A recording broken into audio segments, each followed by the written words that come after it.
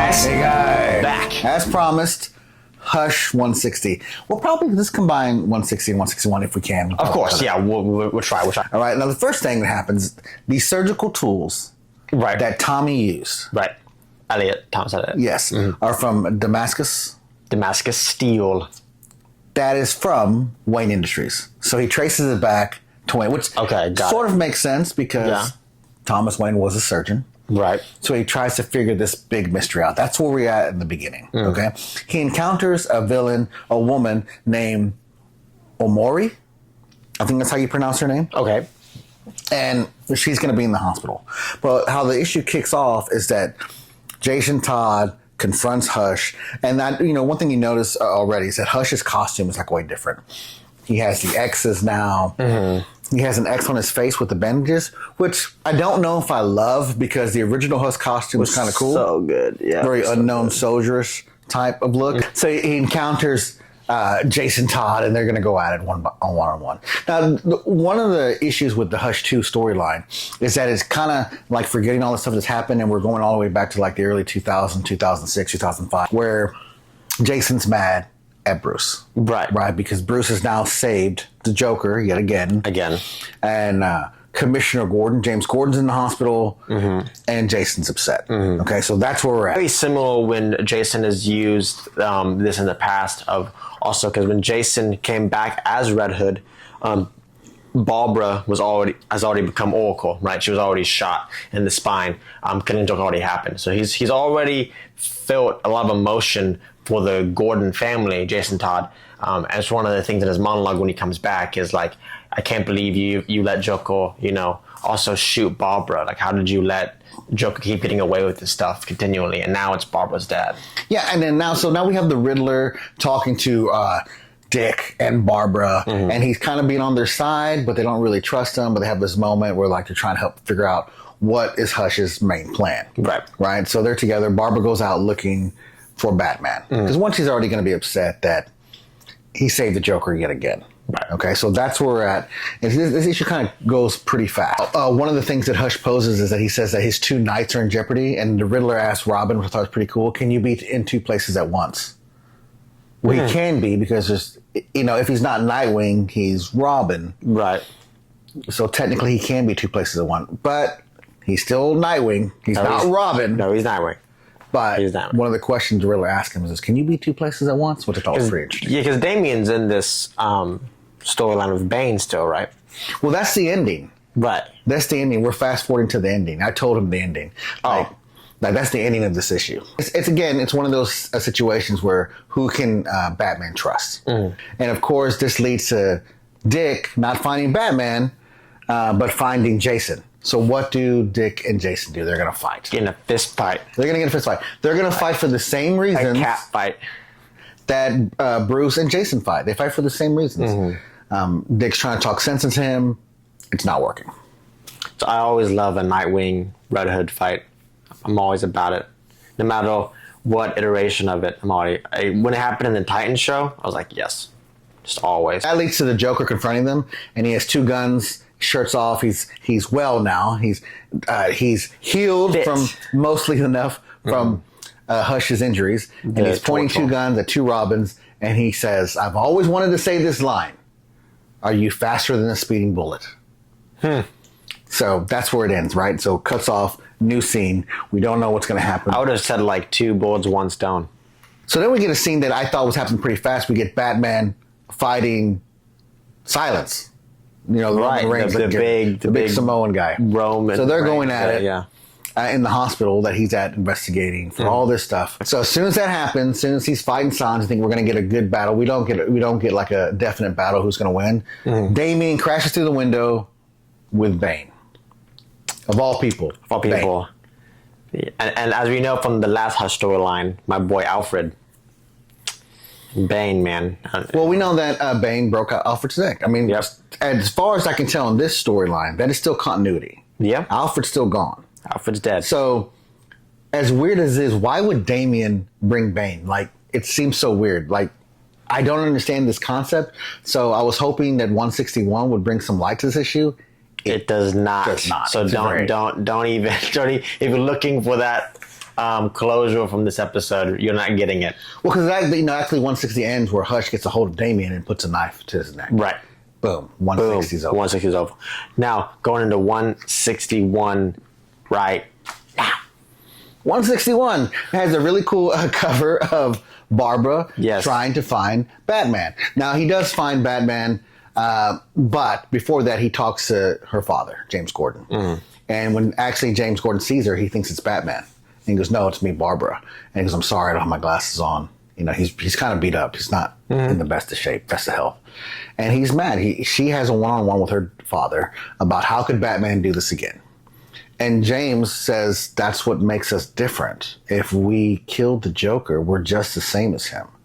His choices make us different. Right? Because, this comes a lot. Like, hey, if those were my kids, you'd be gone. Right? Yeah. We hear people say those kind of things. But Batman refuses to cross that line. We actually get a flashback, a really cool flashback, where Batman's on the cusp of making that decision. He's saying, like, I'm going to take care of this once and for all. And who talks him off the ledge and says that speech? James Gordon. He says, don't do that. Make that choice. Don't cross that line. You can't cross back. Mm. So James Gordon really believes this. He's telling Barbara that this makes us different. He's okay with Batman making that decision, which I thought was pretty weird. Barbara eventually catches up to Batman. Yet again in the Bat family, another fist fight. So now we have Jason going at it with Batman, Dick and Jason fighting. Now we have Barbara and Batman fighting. Now it flashes back to when the Joker had the drop on Jason and Dick. Right. Two guns pointed at him. Jason doesn't care. Jason's like, let's do this. He charges the Joker. Right. I think the Joker boom, boom, boom, boom, just unloads. Yeah. Dick tackles Jason. They fly out the window into water. They're kind of in this tower where there's some kind of Hudson or, they're by water near Gotham. They crash into water. They're probably on Bleak Island in Gotham City for the comic book readers. You hear Jason tell Dick, you don't know what I'm doing. And they crash into the water. Dick cannot find Jason and Dick escapes, right? Dick makes it out of the water, doesn't know what's going on. So while this fight's happening with Batman and Barbara, they're stopped by a Damien, Nightwing, Huntress, and the Riddler. Okay. Right? They're all there and stopping him like they're stopping the fight. And that's how the issue ends. Now, the flashback to you brought up a good point about what happened when Bane and Damien was there. He asked Damien, why did you bring him here? Right. And then Bane answers. He says, I owed him a debt. And Batman's like, I wasn't talking to you. Yeah, we don't want to hear from you, Bane. We don't want to hear you speak. We're all Alfred fans here. Yeah. I'm pro Alfred. Batman is better when Alfred is around. Yes. So I'm already in a bad mood. Yes. Let's just say that. I'm just going to throw it out there. Don't like Bane. Damien explains that his mother set this all up. He knew Batman needed help. Mm-hmm. He knew he could leverage Bane. He brought him.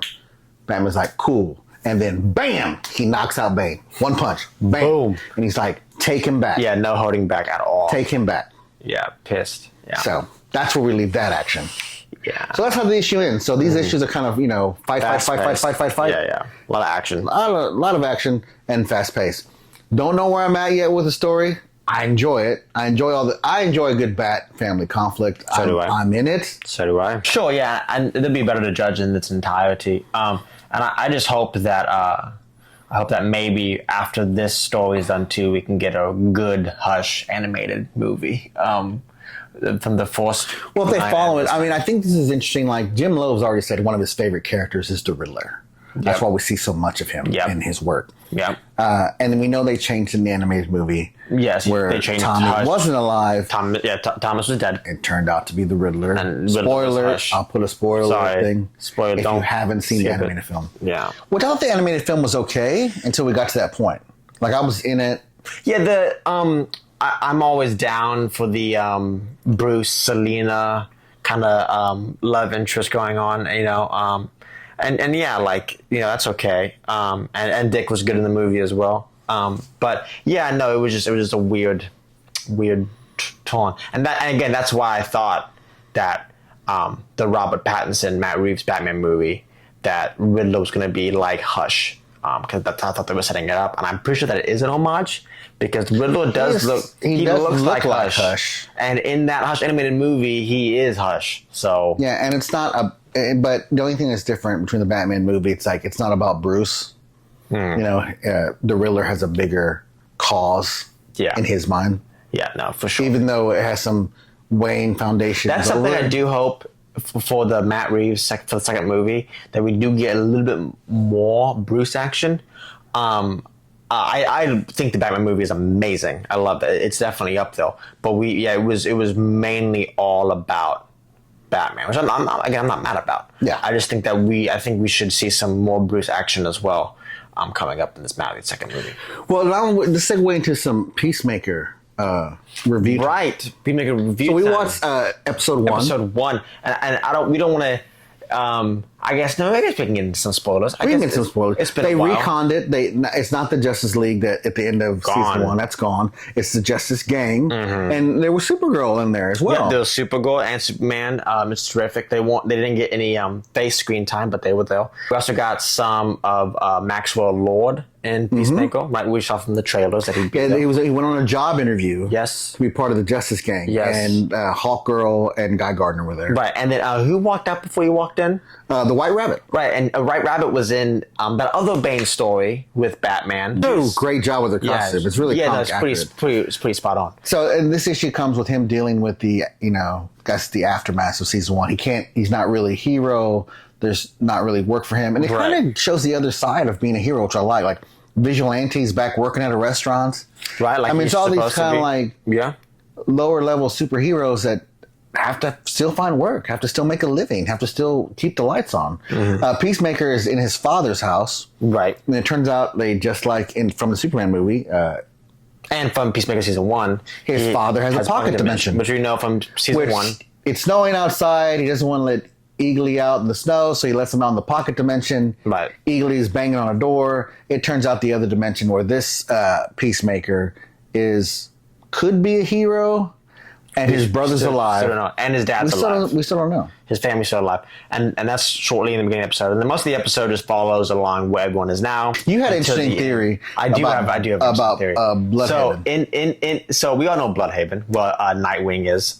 It's kind of the big thing about Bloodhaven. We also know Bloodhaven is like notoriously like the baddest city in all of DC. I'm gonna say it right now, I'd rather live in Gotham than live in Bloodhaven. But they don't say Bloodhaven in no, episode. But Peacemaker's brother and Peacemaker's dad in the alternate universe, when Peacemaker goes visit that alternate universe, because he has to see it. He has to see. He gets drunk. He really wants to see it. And when he goes to see it, the dad and the brother go, "Hey, I thought you were in Bloodhaven," and they said it like 2 times. It was like Bloodhaven. Bloodhaven. And in every animated movie and every TV show and every thing ever where Bloodhaven was mentioned, it's always been Bloodhaven. It's been Americanized. In the CW universe, it's always been Bloodhaven. So, but they said Bloodhaven, which is German, right? Which could mean that this could be an Earth X situation. Could be. Well, the Nazis win, which that's because even though his dad was a nicer dad and in a better mood and treated his kids better, we don't know how good he is. Right, because again, we haven't seen too much of the universe yet, but everything we've seen in the trailers of the new universe where Peacemaker's dancing with Hawkgirl. Yes, when they're dancing in the trailer in the alternate universe, in the sea of the trailer, there's only white people. And I'm not saying it's a choice, but maybe it is a choice. Maybe in the alternate universe we don't see anybody else, and maybe because her friend, right, who's Amanda's daughter, what if she goes to visit that universe with him, and it's a whole problem? He's like, "What's going on?" He didn't even realize that they are Nazis, right? Earth X win, and because in the Earth so you think she's going to go to the pocket universe? Possibly. I think that might be a way. I think he'll be too locked up. That'll be a way to get him off the hook for killing himself. Right. He kills his alternate universe self because when they fight, he's still familiar with Peacemaker's suit and everything, yeah. So he knows I'm going to push this button right here and you're going to blast off me. And that's exactly what he does. Yeah. So interesting stuff. So spoilers if you hadn't seen season 1, we'll put that don't watch any further. Yeah, if you're going to binge it. Because I know a lot of fans are waiting to binge it all together. And some guys going to watch one by one. But yeah, I think she might go over though, because I think that Chris, I think he's going to be so involved in the alternate universe and not realize the signs. I think he's going to just like push past the signs, the warning signs, because he loves that his family's alive. But I think that once either she goes over there or something will happen where he realizes like, oh, this is what happened? What's the history here? And for Earth X, if you don't know, pretty much Vander Savage went back in time with the Nazis and helped the Nazis win. So the Nazis won, and all these superheroes are Nazis. So like Green Arrow, Supergirl is one of them.